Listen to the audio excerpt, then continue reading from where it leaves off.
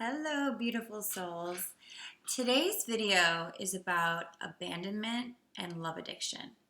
Now, this is a huge subject. It's something that I know a lot about from experience, but also coaching so many people that don't even really know that they're acting out from unresolved abandonment issues. The first thing I want to say about this is whether you were abandoned or not is actually not the issue. What's really important is that you perceived that you were. So I have so many people tell me, when I pinpoint, oh, that's an abandonment issue, someone will say to me, and I hear this a lot, but I have the perfect family. I was never abandoned. No one ever rejected me. Nothing ever bad happened. And I say, that's okay. You can have a perfect family, which I don't even know what that is because I've never seen one. But in your opinion, you can have a perfect family and still experience a perception of being abandoned or rejected, whether it's a look that you received from your mom or dad, or it could be something way more hardcore that they just rejected something about you completely or didn't allow you to have the emotions that you are having or told you that what you felt wasn't accurate. These are all examples, but some of the lesser examples are also if your mom had a baby after you and then you got far less attention, that could also be a disconnect of connection, a pseudo abandonment, which in your perception as a young kid equals abandonment. So that's how we store these experiences in our body.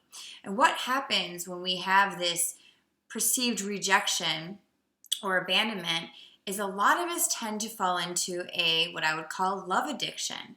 So what happens is you felt this rejection, which makes you feel like I'm not good enough, there's something wrong with me. There's a disconnect of connection that you once had, whether it be emotional, physical, spiritual, all the above. And so what we do is we, in a way, recreate this, but we also become this. And so this is what it can look like at times. When you experience abandonment, you tend to fall into relationships where you have this person that you think is perfect. You have this person that you think is worthy or good enough to heal your wound.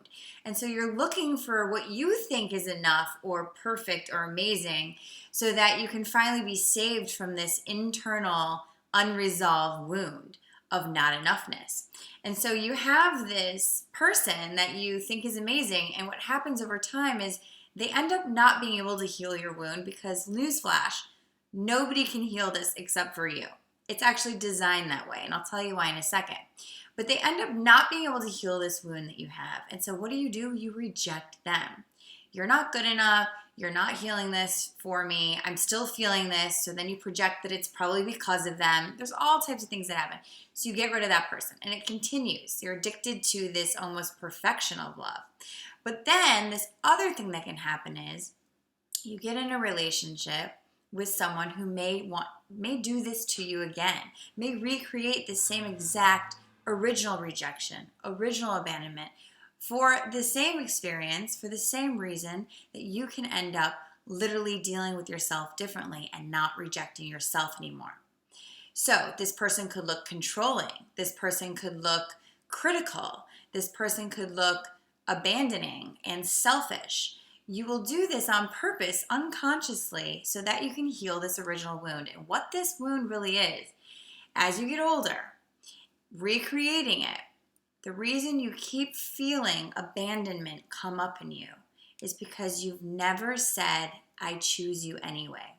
You've never said, if these people are abandoning me or I'm perceiving that I'm being rejected again, I'm going to love myself, own myself, and not reject myself or abandon myself with them. I'm not going to agree with that anymore. And what happens is so often when we're younger, we don't know that it's a choice. We just think someone abandoned me, it means this about me, and then we perceive it happening a lot, even though it may not be because of that initial fear of maybe it will. So we have this self-preservation. So when we're trying to preserve ourselves, what we do is we reject anything that seems like it might reject us. So if someone does something to you and you think, or it looks like someone's doing something and you think that that's going to reject you, you'll reject them first. And so a lot of us take ourselves out of many amazing experiences in our lives because we're afraid of rejection.